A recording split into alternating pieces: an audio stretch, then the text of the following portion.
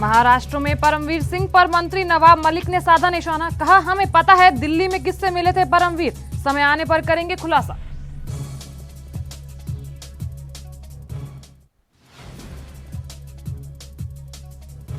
और कांग्रेस सांसद अधीर रंजन चौधरी ने लिखा पीएम मोदी को पत्र, कृषि कानूनों को वापस लेने की मांग।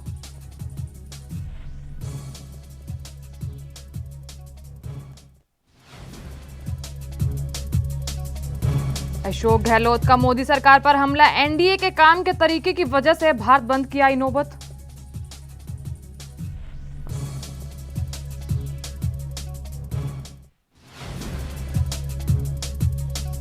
और यूपी में 8वीं तक के स्कूल 24 से 31 मार्च तक बंद, सीएम योगी की हाई लेवल मीटिंग में हुआ फैसला।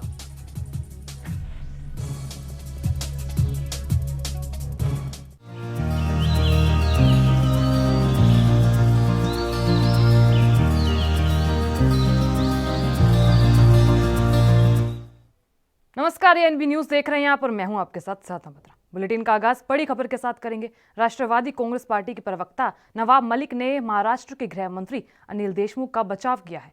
यह नवाब मलिक ने कोरोना क्वारंटीन के दौरान अनिल देशमुख के पुलिस अफसरों से मिलकर और प्रेस कॉन्फ्रेंस करने के बीजेपी के दावे को खारिज कर दिया है। यह नवाब मलिक ने कहा कि जिस तरह से देवेंद्र फडणवीस और मनगंटीवार दावा कर रहे हैं, उस बीच अनिल देशमुख ने एक प्रेस कॉन्फ्रेंस बुलाई थी, वो पूरी तरह से झूठ है। जब अनिल देशमुख को 15 फरवरी को अस्पताल से छुट्टी मिली थी, उस समय अस्पताल के बाहर कुछ पत्रकार थे।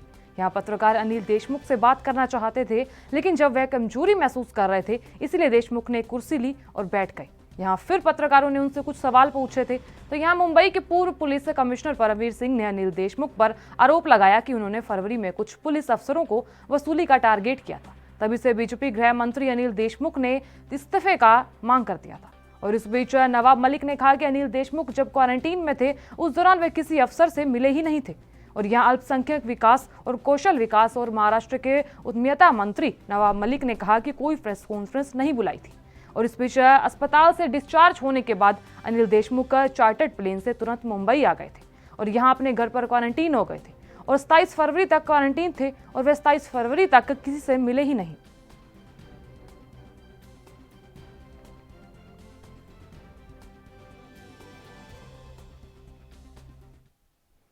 वहीं दूसरी ओर उत्तर प्रदेश में त्रिस्तरीय पंचायत चुनाव होने वाले हैं और इसके लिए आरक्षण की लिस्ट भी जारी की जा चुकी है। और इस बीच पंचायत चुनाव को ध्यान में रखते हुए राज्य निर्वाचन आयोग ने सभी जिलों को कोविड निर्देश जारी कर दिए हैं। यहाँ आयोग के निर्देश के मुताबिक बता दें, चुनाव प्रक्रिया में शामिल होने वाले कर्मचारियों, अधिकारियों और चुनाव लड़ने वाले उम्मीदवारों को मास्क लगाने और सैनिटाइजर का प्रयोग करने और सोशल डिस्टेंसिंग का पालन करने के निर्देश दिए गए हैं। यहाँ जारी निर्देश में कहा गया है कि पंचायत चुनाव में मैदान में उतरने वाले प्रत्याशी बिना मास्क के नामांकन दाखिल नहीं कर पाएंगे। यहाँ नामांकन के समय उन्हें मास्क अनिवार्य तौर पर पहनकर रखना होगा। तो यहाँ चुनाव प्रचार के दौरान सोशल डिस्टेंसिंग, कोरोना नियमों का पालन करना होगा।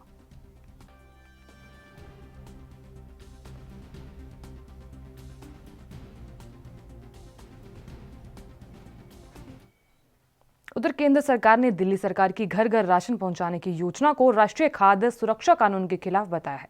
यह केंद्र का कहना है कि दिल्ली सरकार की तरफ से घर घर राशन पहुंचाने से one nation one ration card का मकसद पूरा नहीं होगा। तो यहाँ घर घर राशन पहुंचाने की योजना से राशन में घोटाले की भी गुंजाइश बनी रहेगी।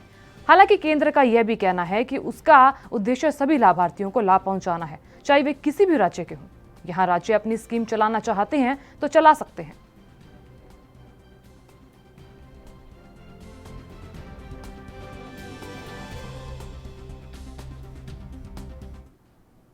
उत्तराखंड के मुख्यमंत्री तीरथ सिंह रावत के बाद अब फटी जींस पर मध्य प्रदेश की कैबिनेट मंत्री उषा ठाकुर का बयान सामने आया है। यह मध्य प्रदेश की पर्यटन और संस्कृति मंत्री उषा ठाकुर ने सोमवार को मीडिया से बात करते हुए कहा कि पुराने समय से ही फटे कपड़े पहनने को अपशगुन माना जाता है और यहाँ संस्कृति निष्ठ परिवार ऐसे कपड़े पसंद नहीं करते। दरअसल यहाँ मंत्री उषा ठाकुर सोमवार को भोपाल में थी।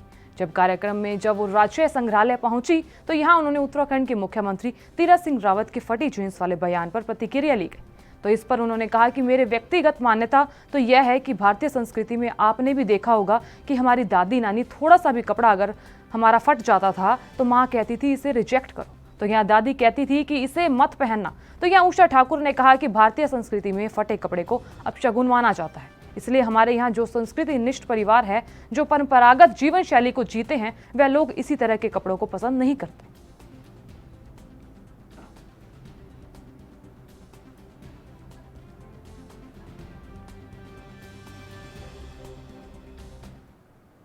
उधर सुप्रीम कोर्ट के आदेश के बाद यूपी के अयोध्या में भगवान राम का मंदिर बनाया जा रहा है और इस मंदिर के निर्माण के बाद नींव की खुदाई की जा रही है।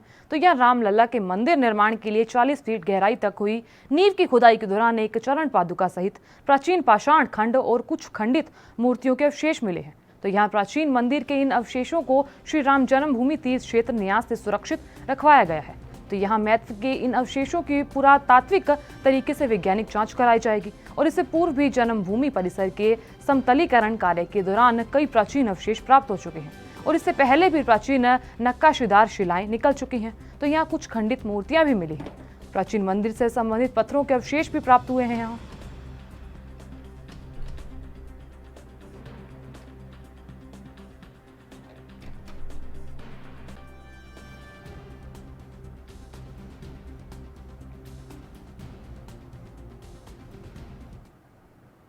मौसम ने एक बार फिर करवट लेने को तैयारी कर ली है। तो यहाँ पाकिस्तान के पास बने पश्चिमी विक्षोभ पर राजस्थान पर कम दबाव के क्षेत्र के चलते उत्तर प्रदेश में होली से ठीक पहले मौसम एक बार फिर करवट ले सकता है। यहाँ पश्चिमी उत्तर प्रदेश के साथ साथ मध्य उत्तर प्रदेश के कई स्थानों में बदली और बारिश की आशंका है। तो यह मौसम पूर्वानुमान एजेंसी स्काईमेट के अनुसार बता दें आपको कि मार्च का सबसे तगड़ा पश्चिमी विक्षोभ पहाड़ों पर भारी बर्फबारी के साथ तेज बारिश और ओलावृष्टि होगी।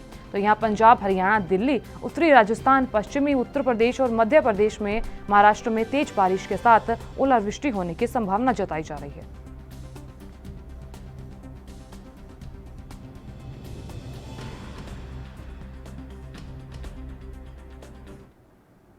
कोरोना वायरस के प्रसार को रोकने के लिए ठीक एक साल पहले यानी कि 22 मार्च 2020 को प्रधानमंत्री नरेंद्र मोदी की अपील पर लोगों ने जनता कर्फ्यू का पालन करते हुए घर से बाहर कदम नहीं रखे थे।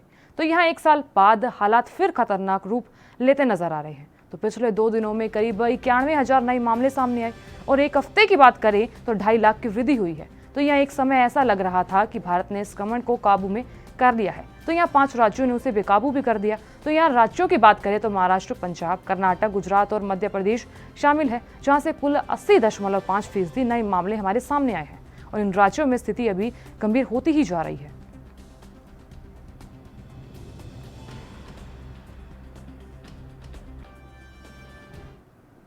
असम विधानसभा चुनाव को लेकर राजनीतिक पार्टियों का चुनाव प्रचार जारी है और इसी कड़ी में कांग्रेस नेता प्रियंका गांधी वाड्रा ने एक बार फिर बीजेपी पर हमला किया है। उन्होंने कहा कि पिछले चुनाव में आपने बीजेपी पर भरोसा किया, तो यहाँ कांग्रेस की सरकार से आप दुखी थे और कुछ गलतियां भी हो सकती थी, लेकिन हमारी सरकार ने कभी असम की संस्कृति पर वार नहीं किया। समझ नहीं पा रहे हैं और आप समाज का विभाजन करना चाहते हैं, तो आप उनका नाम क्यों ले रहे हैं मंच पे खड़े होकर? ये क्या चुनावी नाम है? ये असम की अस्मिता के नाम है, असम की संस्कृति से जुड़े हुए नाम है। असम की संस्कृति को बचाने का काम करिए। कार जैसे कानून मत लाइए जिससे असम का नष्ट होगा, असम की संस्कृति का नष्ट होगा। तो मैं फिर से आपसे कहती हूं कि चुनाव आ गया है, सच्चाई पहचान लीजिए। आपने पिछले चुनाव में भरोसा किया, कांग्रेस की सरकार से उस समय आप दुखी थे। कुछ गलतियां हो सकती हैं कि हमारी सरकार से हुई, लेकिन हमारी सरकार ने कभी असम की संस्कृति पर वार नहीं किया, आपके समाज को तोड़ने की कोशिश नहीं की। तो आप अच्छी तरह से ये सच्चाई समझिए। जैसे घर होता है, परिवार होता है, अगर परिवार का मुखिया ही उस परिवार को बांटने का काम करे, एक भाई को दूसरे भाई से लड़ाए, तो क्या वो परिवार आगे बढ़ सकता है? अलग हो जाता है। एक भाई कहीं रह रहा है, दूसरा कहीं रह रहा है। उस परिवार की उन्नति हो सकती है? कभी नहीं हो सकती। तो आप इस सच्चाई को समझिए कि भाजपा की सरकार क्या कर रही है। उधर महाराष्ट्र के गृह मंत्री अनिल देशमुख के खिलाफ मुंबई के पूर्व पुलिस प्रमुख परमवीर सिंह ने गंभीर आरोप लगाए हैं, जिसके बाद यह मुद्दा सोमवार को संसद में निर्दलीय सांसद रणजीत सिंह राणा ने कहा कि जब बीजेपी की सरकार थी तब उद्धव ठाकरे ने खुद देवेंद्र फडणवीस को सचिन वाजे को वापस बुलाने के लिए कहा था और इस पर फडणवीस ने मना कर दिया था। जब ठाकरे सरकार में आए तो उन्होंने बहाल कर दिया था। खंडनी वसूली का काम किया जा रहा है। मैं आपको बताना चाहूंगी, जो व्यक्ति 16 साल सस्पेंड रहा, जो व्यक्ति 60 दिन पुलिस स्टेशन में रहा, जेल में रहा, उसे फिर से रीजॉइनिंग किस बेस पे की गई? जब बीजेपी की सरकार थी, जब उद्धव साहब ने खुद माननीय देवेंद्र फडणवीस साहब को फोन किया और उन्होंने कहा इस व्यक्ति को, सचिन वाजे को, इनको रीस्टेट कराना चाहिए, रीजॉइनिंग सर्विस देनी चाहिए, तब आदरणीय फडणवीस साहब ने उन्होंने स्पष्ट नकार दी। उनकी पूरी हिस्ट्री देखते बराबर उन्होंने नकार देते हुए उन्हें ज्वाइनिंग नहीं कराई। जिस दिन उद्धव ठाकरे की सरकार आई, ठाकरे सरकार चेयर पे बैठे, उसी वक्त परम सिंह जी को फोन करके उन्होंने पहला काम कराया कि सचिन वाजे को ज्वाइन करवाइए। मुझे बताइए, आप सचिन वाजे के कारण परमवीर सिंह को सस्पेंड कराते हैं, उनकी बदली करवाते हैं। मुझे आपसे एक विनंती करना है कि गृह मंत्री का नाम आ रहा है, अध्यक्ष महोदय, बहुत इंपॉर्टेंट सब्जेक्ट है।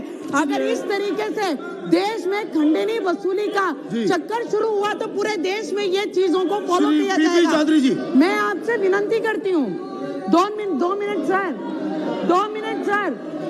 सर, जिस तरीके से बाकी लोगों पे आरोप लगे, मैं आपको बताती हूँ कि हमारे महाराष्ट्र में मुख्यमंत्री जी के ही बोलने के कारण ये सब प्रकरण चल रहा है। बाकी कोई इसमें इन्वॉल्व नहीं है। किसकी ट्रांसफर कहाँ से करनी है, किससे खंडनी वसूल करनी है। दिल्ली के उप मुख्यमंत्री मनीष सिसोदिया ने प्रेस कॉन्फ्रेंस की और इस दौरान मनीष सिसोदिया ने कहा कि मुख्यमंत्री अरविंद केजरीवाल ने दिल्ली में शराब माफिया पर शिकंजा कसने के लिए एक बहुत बड़ा फैसला लिया है। तो यहाँ दिल्ली की एक्साइज पॉलिसी में बदलाव कर उन सब फैक्टरों को हटाया जा सकता है और इस बीच जिसकी वजह से शराब माफिया अपना अवैध कारोबार चला पाता है। दिल्ली में लिकर माफिया पर शिकंजा कसने के लिए बहुत बड़ा कदम उठाया है, एक बहुत बड़ा निर्णय लिया है। दिल्ली की एक्साइज पॉलिसी में बदलाव करके उन सारे फैक्टर्स को हटाया जा रहा है जिनकी वजह से दिल्ली में लिकर माफिया अपना अवैध कारोबार चलाने में कामयाब होता है, जिनकी वजह से चला पाता है।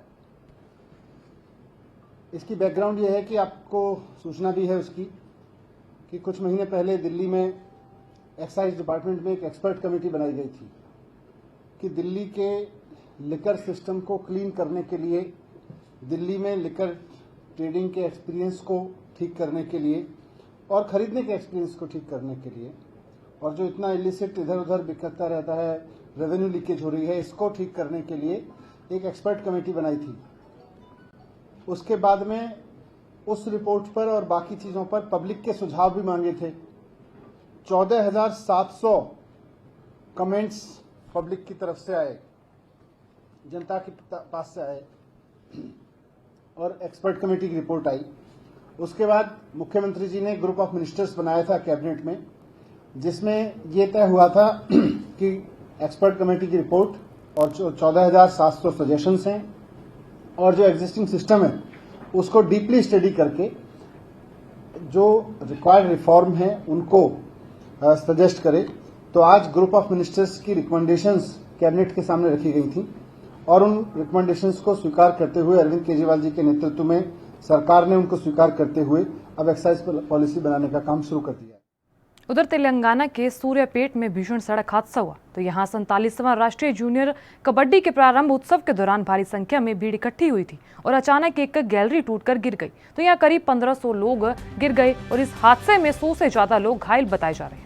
तो यहाँ घायलों को नजदीक के अस्पताल में भर्ती कराया गया तो उस बीच 2 लोगों की हालत चिंताजनक बताई जा रही है और इस बीच उन्हें चिकित्सा के लिए हैदराबाद भेजा गया। तो यह सूर्यापेट के एसपी ने कहा कि अभी तक कोई मौत रिपोर्ट नहीं हुई है। तो यहाँ घायलों का इलाज भी किया जा रहा है। तो यहाँ पुलिस ने यह भी कहा कि जाहिर तौर पर कमजोर लकड़ी और दूसरे मटेरियल के बने स्ट्रक्चर की वजह से ये हादसा हुआ। हालांकि दुर्घटना का सही कारण जांच के बाद ही पता चलेगा।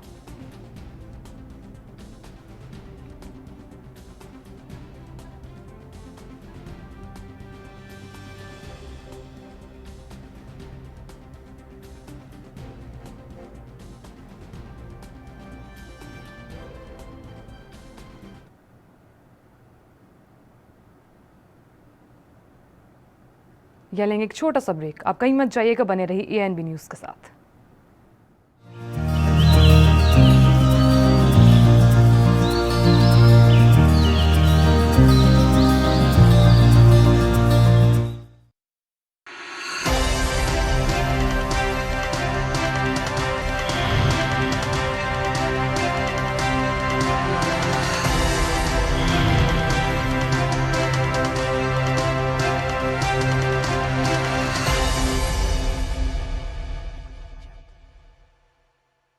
कम ब्रेक और ज्यादा खबरों के साथ देखिए ANB news in channel number पर।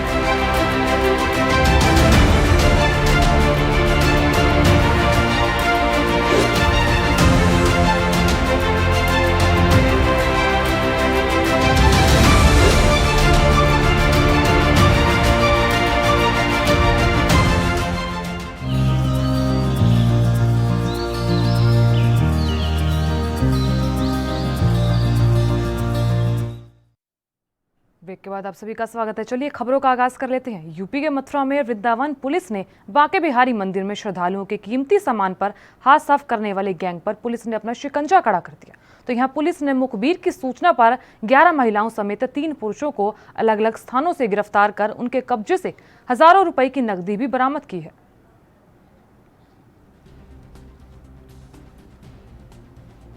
आज वृंदावन मथुरा की पुलिस ने विभिन्न मंदिरों और धार्मिक स्थलों पर चेन स्नैचिंग, पर्स स्नैचिंग करने वाले 2 गैंगों को पकड़ा है। एक गैंग नजफगढ़ दिल्ली का है जिसमें 1 पुरुष और 5 महिलाएं सम्मिलित हैं। इनके पास से 50,700 रुपये, 2 सोने की चैन और 410 ग्राम नशीली वस्तु, 2 चैन कटर बरामद किया गया है। दूसरा गैंग जो नजफगढ़ मेरठ का हापुड़ का रहने वाला है, उसमें 6 महिलाएं और 2 पुरुष शामिल हैं। इस गैंग से 1 अधकटी चेन, 2 चेन कटर, 1 पीली धातु की चेन, 350 ग्राम नशीला पाउडर और 28,000 रुपये नगद इन गैंग से बरामद किया गया है। ये उधर यूपी के अयोध्या में राम जन्मभूमि परिसर रामलला के मंदिर निर्माण का कार्य तेजी से चल रहा है। तो यहां राम मंदिर निर्माण के लिए नींव की खुदाई का काम पूरा भी हो चुका है। तो यह 40 फीट गहरी 2.77 एकड़ भूमि को खोदकर मिट्टी हटाई जा चुकी है। तो अब लेवलिंग का काम भी शुरू किया जा चुका है। और इस बीच आपको जानकारी दे दी, राम जन्मभूमि तीर्थ क्षेत्र कार्यालय के व्यवस्थापक प्रकाश गुप्ता ने बताया कि राम मंदिर निर्माण के लिए नींव की खुदाई के दौरान 20 फीट की कई प्राचीन अवशेष प्राप्त हुए हैं और इससे पूर्व भी प्राचीन शिलाएं निकल चुकी हैं। तो यहाँ कुछ खंडित मूर्तियां भी मिली हैं। तो यहाँ प्राचीन मंदिर में संबंधित पत्थर के अवशेष प्राप्त हुए हैं और इन सभी अवशेषों को राम जन्मभूमि परिसर में ही संरक्षित किया गया है। और यहाँ राम मंदिर के निर्माण के बाद मंदिर में ही म्यूजियम बनाकर इन प्राचीन धरोहर को रखा जाएगा।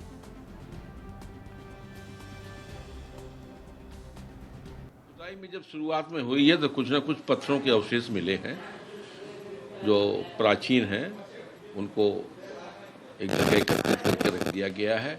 और फिर लगभग 20 फीट के बाद तो बिल्कुल प्योर मिट्टी मिली है जिसको कि राम सेवकपुरम में और अपने कैंपस में ही संरक्षित किया गया है। अच्छा सर, वो कैसे पत्थर होंगे, किस तरीके की? अब जैसे पत्थर प्राचीन निकलते हैं, पहले भी आपने देखा होगा लाइन निकली थी, अब पत्थर हैं, अब उनको तो पुरातत्व विभाग वाले या विशेषज्ञ बता सकते हैं।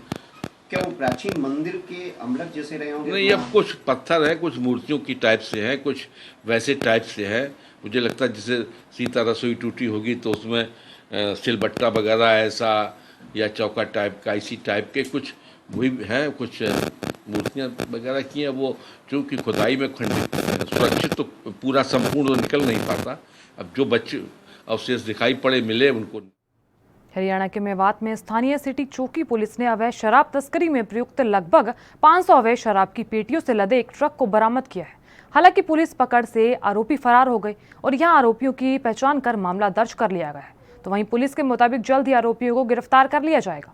तो यह भारी मात्रा में मिली शराब से सहज अंदाजा लगाया जा सकता है कि पुन्हाना क्षेत्र में भारी मात्रा में अवैध शराब की तस्करी हो रही है और पुलिस के हत्थे चढ़ी शराब तस्करी की गाड़ी मात्र ही नमूना है। तो यहाँ बड़े स्तर पर पुन्हाना में शराब तस्करी का खेल लगातार जारी है।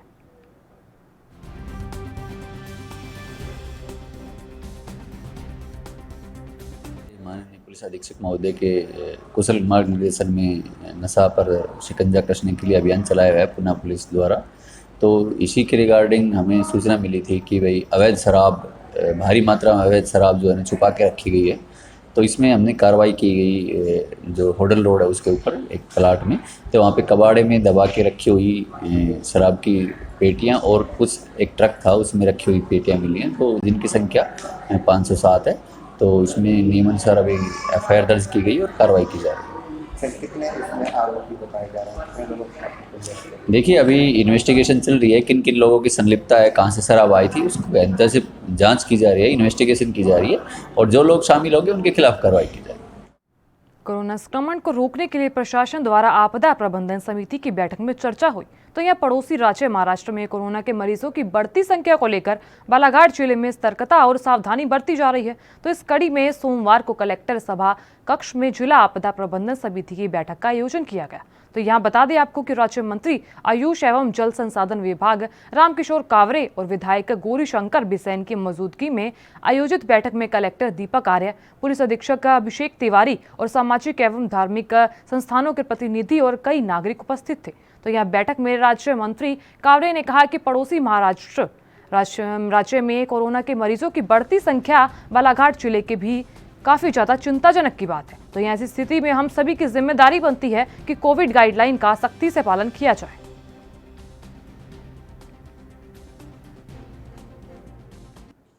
और अपने जिले को हम कैसे सुरक्षित रख सके, उसके लिए सारी तैयारी हमारी कल क्राइसिस मैनेजमेंट की बैठक हुई।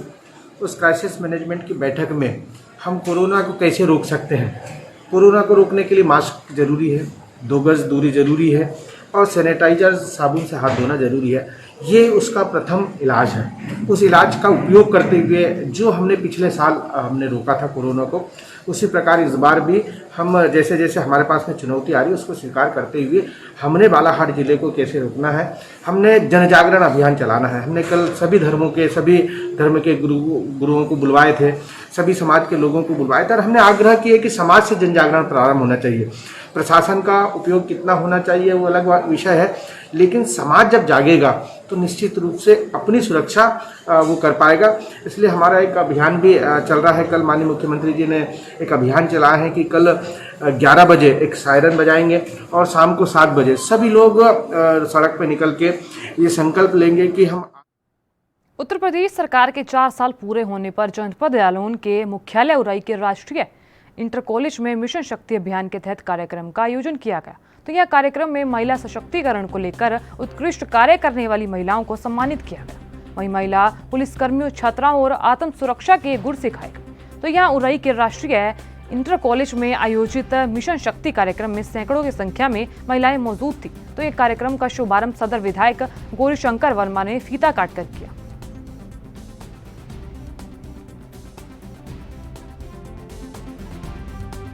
आज मिशन शक्ति उत्तर प्रदेश सरकार 4 साल पूरे होने पर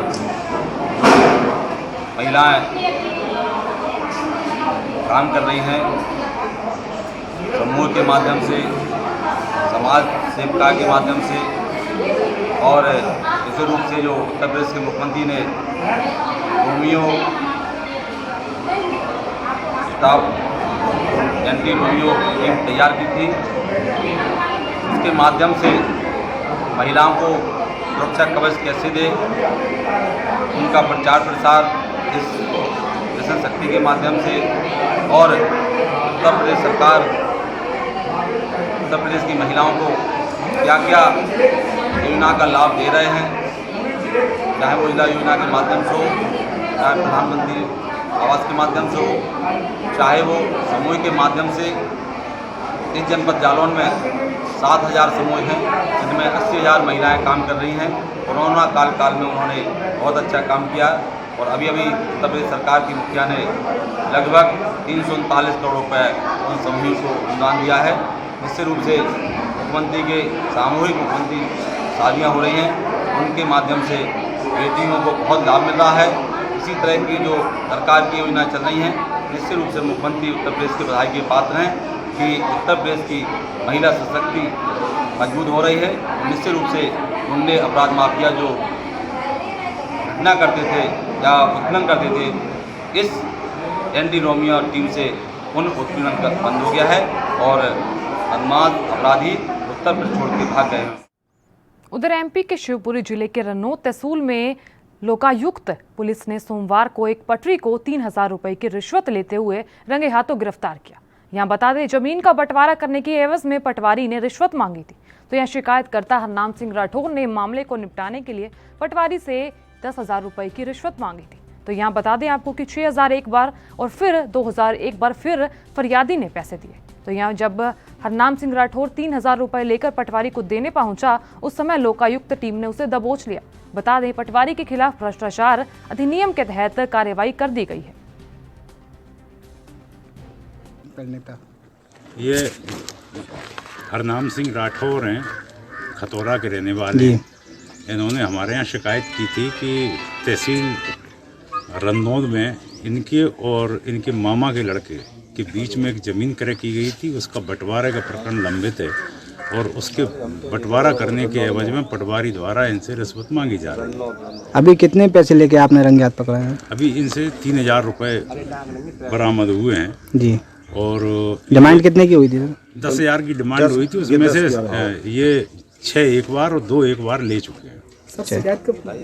ये 15 तारीख को शिकायत हुई।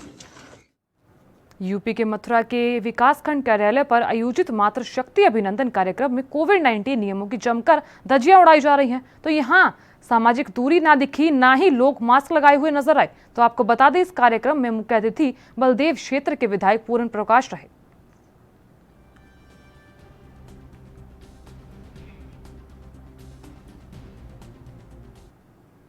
फिलहाल के इस बुलेटिन में इतना ही। मुझे दीजिए इजाजत। नमस्कार।